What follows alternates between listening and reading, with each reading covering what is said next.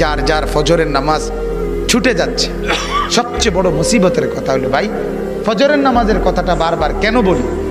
এই কারণে বলি, বিশ্বাস করো দোস্ত, এখন প্রতিদিন প্রতি একদিন সামনে মানে মাহাদি আসবে, দাজ্জাল আসবে আগামীর যে কোনো সময়টা খুব দ্রুত গতিতে।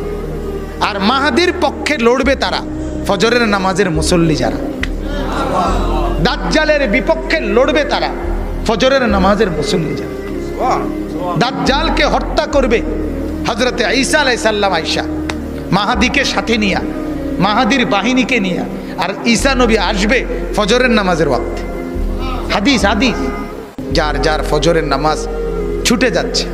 সবচেয়ে বড় মুসিবতের কথা হলো ভাই, ফজরের নামাজের কথাটা বারবার কেন বলি? এই কারণে বলি, বিশ্বাস করো দোস্ত, এখন প্রতিদিন প্রতি একদিন সামনে মানে মাহাদি আসবে, দাজ্জাল আসবে আগামীর যে কোনো সময়টা খুব দ্রুত গতিতে। আর মাহাদির পক্ষে লড়বে তারা ফজরের নামাজের মুসল্লি যারা, দাজ্জালের বিপক্ষে লড়বে তারা ফজরের নামাজের মুসল্লি যারা। দাজ্জালকে হত্যা করবে হযরতে ঈসা আলাইহিস সালাম আয়েশা, মাহাদিকে সাথে নিয়া, মাহাদির বাহিনীকে নিয়া।